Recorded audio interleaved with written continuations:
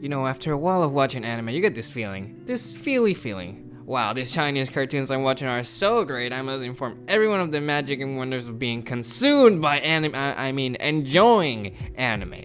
So after you go out to share with the world and tell them about anime, you don't care what they call you or do to you, but it's all worth it. But let me break it down to you, kid. The stuff you enjoy is weird and messy. It is not normal and is way out of the norms of society. But that's not really a bad thing. It's kind of why we enjoy what we enjoy. Anime wouldn't be anime if it wasn't weird like that. This now leaves you at a crossroads. Do you share anime with your friends or keep it to yourself without risking being outcasted by your social groups and being labeled a crazy, cringy, waifu-loving weeaboo? You could take the other route and take the risks, so if and if only you succeeded in introducing anime to others, you will be rewarded by having more people to talk about your unique likes and more people to rage about why your waifu is better than theirs. Maybe even lose said valued friendships over problematic discourse about the certain series you enjoy being trash, and then begins a name calling and depression and regret and oh whoa, that got dark quick. The thing is, you make your friends weeps too and obtain the power of friendship. You know, be trashed together and all that. Now before we begin, I want to remind all of you that my word is not law. You're entitled to decide what show you want to introduce to your friends and are free to pass your own judgment on those. You can skip this whole video if I just tell you this. Know what your friend likes and pick a show that follows their own certain appeal. Hope you can still enjoy the rest of my video though. The point of these videos comes with the question of what happens if you take the latter route. You want to introduce someone to anime, but I'm really sure with what series to recommend first. Well, you could also take the lazy route and look up Anime for Newcomers or Anime for Beginners. Wait, why beginners? It's not like I'm an expert in anime just because I have watched tons of anime. How do you even get good at watching anime anyways? Whatever. I mutter to myself too much. I should stop now. Whenever I look up these articles, their list of shows mostly contain high amounts of action and gore, which is all good if you're into that stuff. I surely am too. But the problem becomes that it paints all anime as positively as it can by showing how cool and adult and edgy it can be. Again, nothing bad with anime that are those things, but it's not like it's all anime. Anime has its own genres that different types of people can get behind on and not get behind on.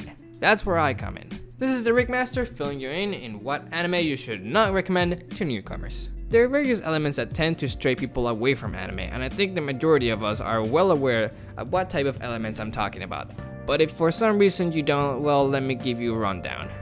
First one, fan service. Yeah, let's hit that first one since it's the most obvious one. You see, normies aren't used to high schooler panties blasting on their screens. Not even a Game of Thrones season get this lewd. Boy, this would be a weird part of the video for your parents to walk into. Sorry, bro. Let's not forget implied incest, boob comparison in a bad pals, peeping tom, wholesome jiggle physics, literal foodgasms, anything tentacle shaped, implied child incest. Boy, this is hard to keep up being PG-13. Recurring beach episodes, accidental groping, moaning, recurring hot spring episodes, flat shaming, wake up to sexy demon late in the morning, and harems. And reverse harems too. Now, let me point out that if a show you enjoy includes any of these elements at least once, that doesn't automatically make it a bad trashy show, except incest. Heck, one of my favorite shows is Food Wars, and you know how ecchi that is. I don't have to post more than one scene of it here, but I am somehow doing it. Editor, stop! Like I said, some shows have a little of fan service and are able to keep the quality of it without intervening with the story. But let's not kid ourselves, others have the habit of using fan service to tell the viewer, hey, we're here, don't avert your eyes from the screen even if our story and characters are pure garbage. One reason given to why fan service isn't generally well received is because it seems like the creators aren't confident enough in their work to be entertaining enough. This is true for some cases, well, many cases, but really, I think the creators are totally confident and just want to put some boobs for the funsies, because that's Japan for you. They do it for the funsies. They do it for the funsies and the pantsies. I'm not gonna include that joke. Cultural differences and whatnot, how they view explicit and sexual themes are totally different from how a Western audience sees them, though those same views can sometimes intertwine. Heck, it's almost like our view of violence and sex are totally shifted backwards to how they view these two. Examples like this can be seen on how they censor video games in Japan versus how they censor video games in the West. They generally censor violence while we censor nudity. Culture is a weird thing, huh? Well, I'm off topic, I surely do that a lot. On to the next point. Avoid any show that requires some background knowledge. What do I mean by this? Well, let me give you an example first of what I don't mean by this. this book talks about Greek myths in a modern setting, I better not recommend this to a normie because you need to know a lot about Greek myths to obtain the full experience.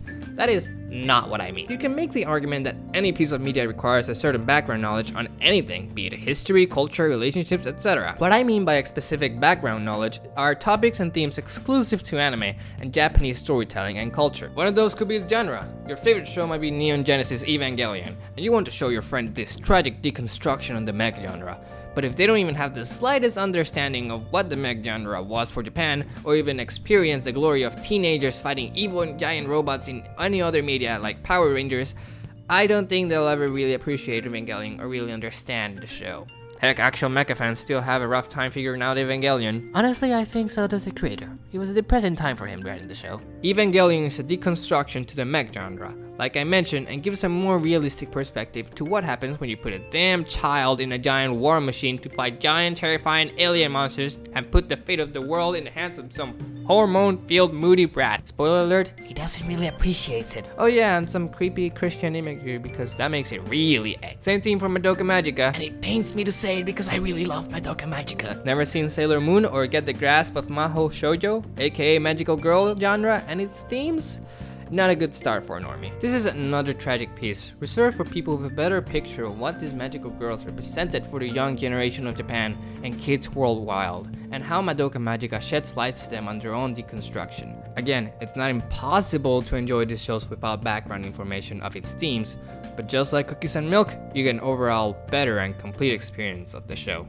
And isn't that what you want? For your friends to feel what you felt? Well, truth be told, no one can experience things exactly how you experience them, but in general sense, you want to share these emotions that anime sparked inside of you. Almost all genres of anime have a show that can be a great introduction to the themes and subjects of said genre. And I say almost because if there's something that is kinda hard to get into is slice of life shows. Not slice of life episodes, slice of life shows. You know the shows, cute girls do cute things as a band, cute girls do cute things as game developers, cute dragon girls do cute things, cute monster girls do loot things. Lots of cute girls. It's a total foreign concept to people that a whole show is simply about what the characters feel like doing that day. Now, there are Western shows that have slice of life elements, but those are more like the middle of a more overarching story to flesh out characters. For example, MLP has a season with an overarching plot, with some episodes being more adventure-like and other slice of life episodes. Even Universe has similar qualities. Actual slice of life anime doesn't, for the most part, have bigger narratives than what they show. Funny how the closest similarity these share with our Western sitcom. The majority of these kinds of anime are also comedies, which help on not making a total show like this a total snore. What makes many of these shows appealing to the average fan are the simple appeal of the characters. People just like watching their characters do funny, quirky things together. It's like how a fandom to a fantasy show write fanfictions or draw comics of their favorite characters doing funny stuff. Except the whole show is about those scenarios. If you want to get a friend to watch a slice of life show, you should let them watch a few funny scenes of what that show is from YouTube and see if they react to the show's witty humor and are interested in more. Example, hey, look at this cute little dragon girl eating literally anything. OMG, that is so weird and oddly cute. What anime is this? I got you now. There's another genre that is going to be hard for people to get into, and that's comedy shows. You're gonna be like, what? Everybody loves comedies. This should be the easiest to get into.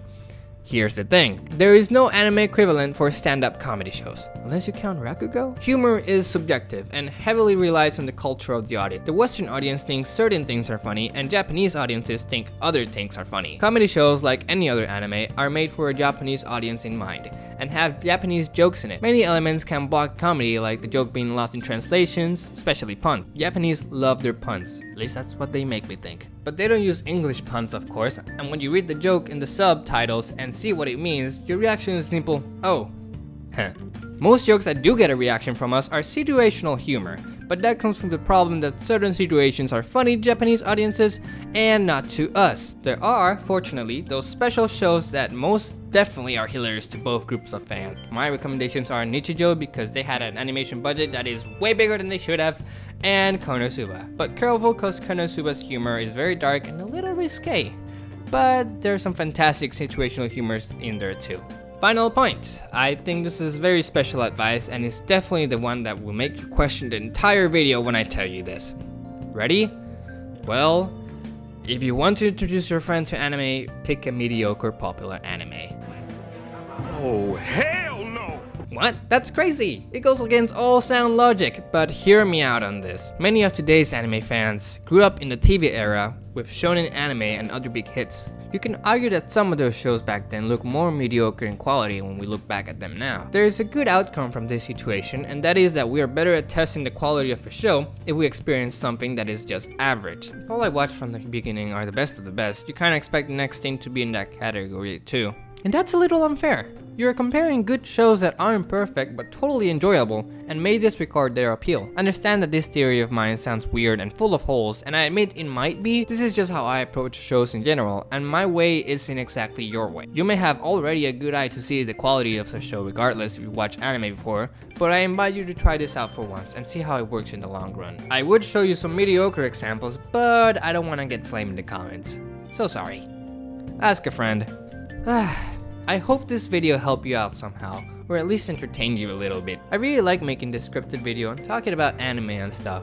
I really want to know what is my thing, and only my thing. I've been trying many things in my channel to make it grow, and although it has been an incredible slow pace, I still find making these videos fun. I would like to have a bigger audience one day. I don't wish for a huge community, but a small active one if it's possible, and for that, I'll try my hardest. Oh, and if you didn't know, I have a DeviantArt, though I don't post regularly, and a Twitter where I post my art regularly. That I do post a lot, maybe too much. I also have commissions open if you're interested in getting a drawing from me.